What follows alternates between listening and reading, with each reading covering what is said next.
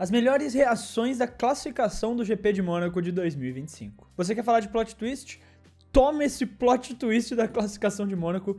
Cara, sério, completamente inesperado. Não que fosse impossível o Lando Norris fazer uma pole position, mas estava tudo indicando, todos os astros apontando para uma pole position do Leclerc.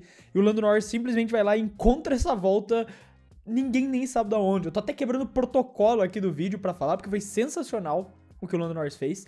Geralmente eu deixo pra falar só na hora, e eu vou deixar pra falar, né, entrar em detalhes só lá na hora, mas precisa ser enfatizado o quão impressionante foi essa volta que o Lando Norris encontrou no finalzinho do Q3 para conseguir a pole position. Só que além disso, essa classificação, assim como os treinos livres, contaram muitas histórias. E é exatamente sobre elas que a gente vai falar aqui no vídeo da reação da classificação do GP de Mônaco de 2025. A começar pelo Q1, a gente teve os 5 primeiros eliminados do final de semana, sendo Franco Colapinto, Lance Stroll, Pierre Gasly, Oliver Bearman e Gabriel Bortoleto. O Q1 acabou sendo bem movimentado e até o finalzinho dele você realmente não sabia quem ia passar, quem ia ficar, até que teve uma bandeira vermelha causada por uma batida do Kimi Antonelli que travou os resultados ali, só que não antes do Radiar cruzar a linha de chegada e fazer o Bortoleto, que estava na 15ª colocação, cair para 16º. Agora, quem não parecia em nenhum momento que teria a chance de passar para o Q2 foi o Franco Colapinto. O final de semana inteiro ele teve atrás, e apesar desse tempo final dele ter colocado ele até próximo do Gasly, como a gente viu no tempo aqui, ele fez o tempo de 1:12.597, enquanto o Stroll fez 1:12.563, ainda assim foi atrás do Gasly. Só que o que salva, o que dá um status, pelo menos pro Franco Colapinto, são duas coisas que vão acontecer nesse final de semana. 3 dá pra dizer. O primeiro é que a Alpine tava muito ruim. A Alpine realmente parece que não se encontrou e tava muito ruim agora em Mônaco. Então o Gasly cair também no Q1 ajuda um pouco a imagem dele. Outros 2 pontos são: o Stroll levou a punição de uma posição no grid, ou seja, o Colapinto vai largar na frente do Stroll. Ele ganha essa posição largando de 19º. E além disso, o Bearman, que também acabou caindo aqui no Q2, e honestamente nem deve ter feito... no Q1 no caso, e honestamente nem deve ter feito tanto esforço para passar pro Q2, considerando que ele tem uma punição de 10 posições no colo, também vai largar atrás do Colapinto e atrás do Stroll.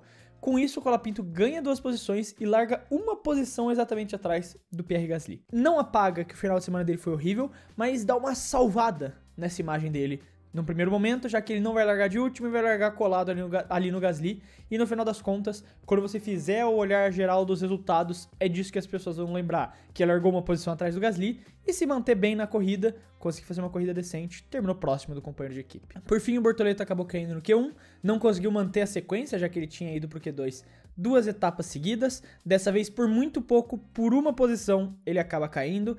Tava andando muito próximo do Hülkenberg, tava fazendo boas voltas. No final dessa classificação, ele não conseguiu encontrar um tempo, acompanhando pelo F1 TV, a evolução dos setores dele. Ele teve algumas dificuldades no setor 1 e em partes do setor 2, que dificultaram melhorar muito a volta, mas os novatos em geral tiveram muitas dificuldades. Era algo que a gente conversou aqui no vídeo de previsões.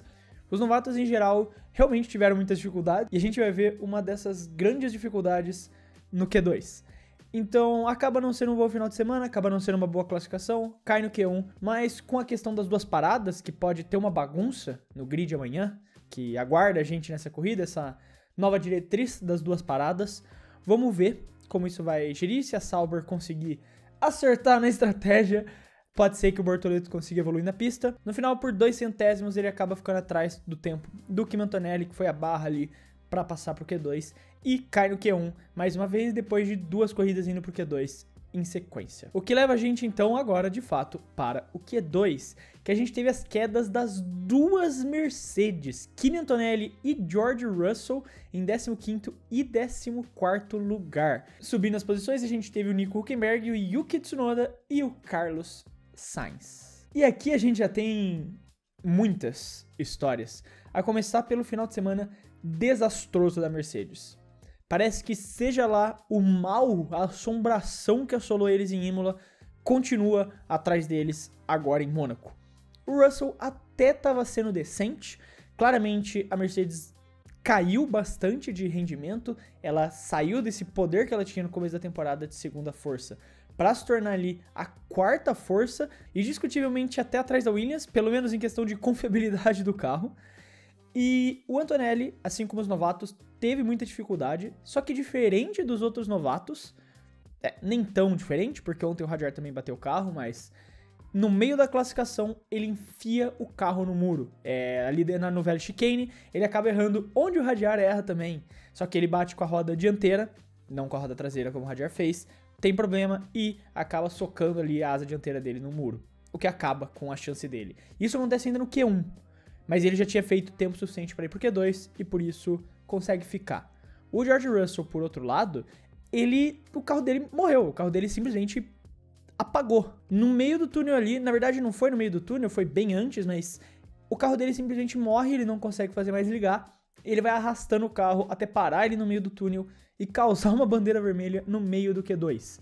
E a gente trouxe até o comentário aqui do Banguela, que vem aparecendo bastante nos comentários aqui, hein, dos vídeos, Banguela. Os engenheiros da Mercedes precisam urgentemente fazer um curso de elétrica no Senai.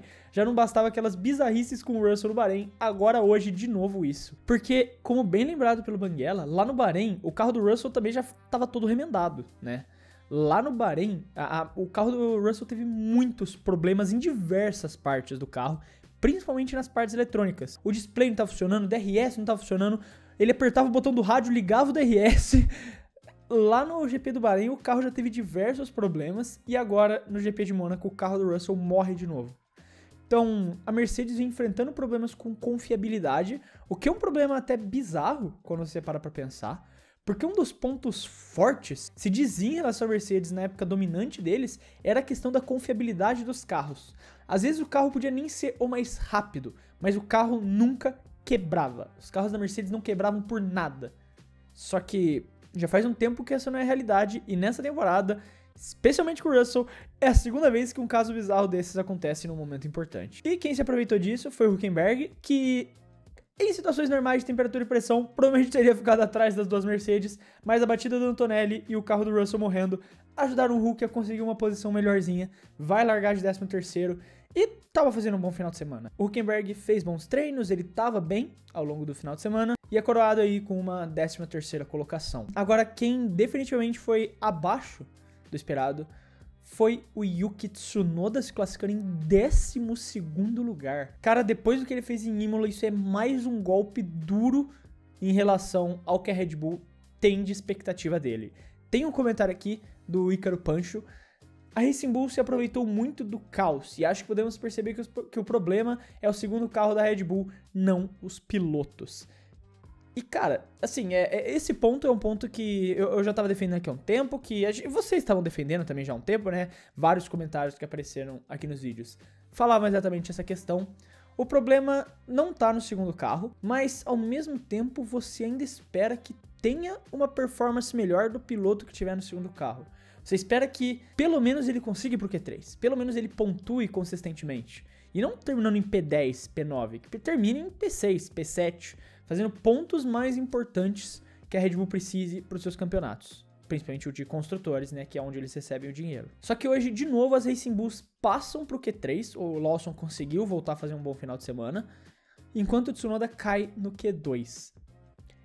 Não ajuda a imagem dele. Mais uma vez, é um final de semana abaixo do esperado do Yuki, principalmente com tudo que ele vendia. De novo, tá indo melhor que o Lawson, isso é indiscutível, o Lawson não conseguia nem passar do Q1. O Yuki tá passando pro Q2, mas não é o que a Red Bull quer. Só que aí você começa a perceber padrões aqui. Quem você coloca nesse segundo carro não vai bem.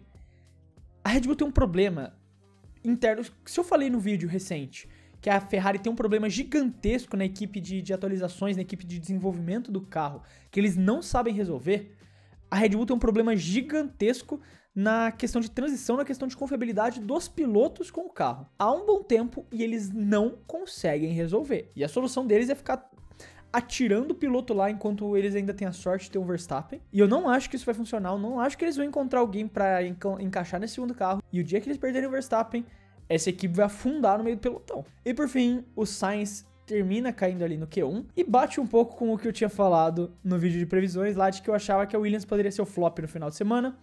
Cai na 11ª colocação, o Sainz não consegue passar pro Q3. E, como a gente vai ver agora já, no Q3, o Albon acaba caindo e sendo o 10º colocado também. E daí, complementando aqui, já trazendo a tabela do top 10 para vocês, o Albon acaba caindo, então, se classificando em 10º lugar, e bate aí com a questão que eu falei que a Williams não ia conseguir se encontrar tão bem em Mônaco, porque é uma pista que a Williams tem dificuldade já há alguns anos, e mesmo com o carro bom, acredito que as características, a filosofia de construção em cima de como a Williams vem trabalhando nos últimos anos ia pesar, e por conta disso, 10º e 11º, apesar de não ser o ideal, tá dentro das expectativas da Williams. Agora, seguindo as posições, a gente tem Liam Lawson na 9ª colocação, Esteban Ocon em 8º, Fernando Alonso em 7º, Isack Hadjar em 6º, Max Verstappen em 5º, Lewis Hamilton na 4ª colocação, Oscar Piastri em 3º, Charles Leclerc em 2º e simplesmente Lando Norris na pole position. Antes da gente seguir para pole position, só quero deixar alguns pontos importantes, como o Alonso fazendo uma grande classificação, conseguindo colocar essa Aston Martin no top 10 de novo. Vamos ver se a Aston Martin não destrói de novo a corrida do Alonso em Mônaco, como já fizeram. E o Hadjar, mais uma vez, sendo o 2º piloto mais rápido da Red Bull na pista, se classificando uma posição atrás do Verstappen, que não conseguiu encontrar uma volta no final. Ele ficou a 3 décimos ali, mais ou menos, do Lewis Hamilton, que foi o 4º colocado. Era uma expectativa, eu até trouxe isso no vídeo de previsões, a Red Bull não parecia estar tão encaixada para esse final de semana. Eu ainda acredito que o Max é um grande concorrente pro pódio, porque eu vejo essa condição das duas paradas, né, que as equipes vão ser obrigadas a se adaptar nessa estratégia, vai dar uma movimentada em relação ao grid final, de como ele sai. Ainda continuo com a minha aposta de que do 3º colocado para baixo não vai ter nada fixo, nenhuma dessas posições estão seguras, então o Verstappen ainda tem boas chances de evoluir, mas na classificação não conseguiu encontrar a volta, não conseguiu ir tão bem quanto vinha nas últimas etapas, num final de semana que a Red Bull parece não ter se encontrado tanto no geral. Agora, esse top 4, meus amigos, até o finalzinho foi cinema. Simplesmente cinema. As McLarens apostaram numa estratégia de fazer 2 voltas ali no Q3, enquanto as Ferraris foram numa estratégia de uma única volta. E até a última volta ser completada do Lando Norris, não dava pra cravar nada. Não dava pra cravar absolutamente nada. A gente trouxe o primeiro comentário aqui do Kud. Eu fiquei mal pelo Leclerc, tive 1% de esperança que ele faria a pole position no lugar onde ele nasceu, mas espero que no GP ele ganhe e o Norris bata. Essa parte a gente fala depois no finalzinho, né, Norris bata, não acho que cabe o que a gente vai falar aqui agora, mas velho, cara, pô, o Leclerc estava desenhando essa pole position, ele poderia ter feito, assim como o Daniel Ricciardo fez, um final de semana perfeito, que é aquele que você lidera todos os treinos livres, lidera a classificação e depois lidera a corrida de ponta a ponta. Ele poderia ter feito um dos raros finais de semanas perfeitos da história da Fórmula 1, assim como o Daniel Ricciardo fez em Mônaco pela Red Bull. Mas o Lando Norris foi impressionante, a gente já fala disso. Cara, mas o Leclerc tava vindo, ele ainda tem boas chances na corrida, não acabou, principalmente com essa estratégia das 2 paradas e também porque tem a primeira volta. A primeira curva em Mônaco pode definir muitas coisas no final de semana. E ela ainda vai acontecer. Ela ainda não aconteceu, ela ainda vai acontecer, a gente tem que esperar pra ver o que vai acontecer nessa primeira volta. Mas assim, o Kud disse que tinha 1% de esperança, eu tinha 99%. Pra mim tava cravado que essa pole position era dele. Eu tinha quase certeza que essa pole position seria do Leclerc. Mas aí, como o Moreira disse, quando ninguém aposta nele, ele aparece. Se referindo ao Lando Norris, obviamente. Impressionante, velho. Eu acho que esse é o problema do Lando Norris. E no final das contas até bate com o geral, né? Porque o que a gente mais fala sobre ele é exatamente a questão do mental. Ele parece que não sabe trabalhar o mental dele. E esse no final de semana, que não estavam colocando muita ficha nas costas dele, não estavam colocando muita coisa. A pressão, o hype foi se construir em volta do Leclerc. Não, é o Leclerc, corrida de Mônaco, a Ferrari tá indo bem, daí vai evoluindo. Treino livre 1, Leclerc lidera. Treino livre 2, Leclerc lidera. Treino livre 3, Leclerc lidera. É do Charles. A pole é dele, acabou, ninguém tira. Aí Lando Norris vai lá, por baixo dos panos, por trás de todo mundo, comendo quieto, e crava a pole position. E não só crava a pole position, como ainda tem a sorte do seu companheiro de equipe se classificar em terceiro lugar. Que se ele conseguir manter a liderança, se a corrida, se o top 3 não alterar, ele consegue tirar 20 não, ele vai fazer 25 pontos e o Piastri vai fazer 15. Ou seja, ele tira 10 pontos no campeonato e deixa a vantagem do Piastri em só 3 pontos. Abre totalmente o jogo e a gente já vai ter uma corrida na semana que vem, que é o GP da Espanha.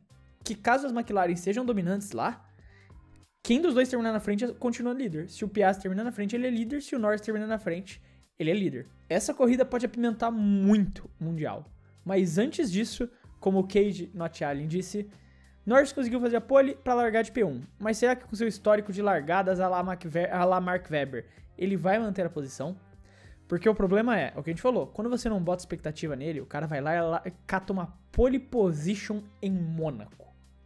Só que agora a expectativa tá com ele. E quando ele tem expectativa na pole position, às vezes ele costuma errar. E Mônaco, a primeira curva pode definir o final da corrida.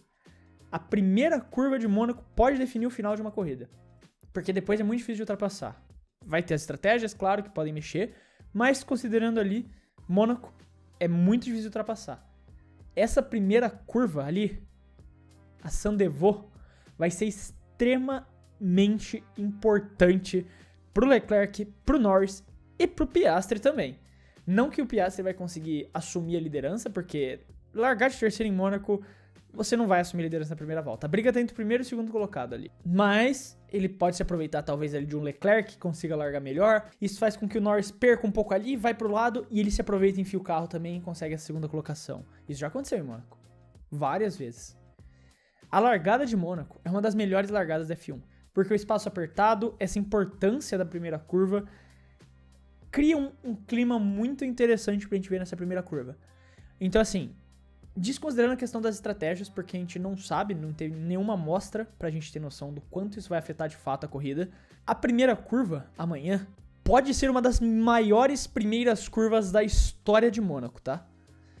Pode ser uma das maiores primeiras curvas da história do GP de Mônaco. Só isso que eu tenho a dizer. Mas aí tá a reação da classificação do GP de Mônaco de 2025. Eu quero saber sua opinião, como sempre, se você concorda, se você discorda, o que você acha que faltou falar aqui no vídeo, escreve aí nos comentários que eu sempre quero saber o que você tem a dizer. E lembrando aqui também, se você gostou do vídeo e quiser ajudar o Clube da F1, você pode fazer isso se inscrevendo no canal, porque ajuda muito a poder continuar produzindo todos esses vídeos aqui pra vocês. Quero deixar um abraço pra você que ficou até aqui e até o próximo vídeo.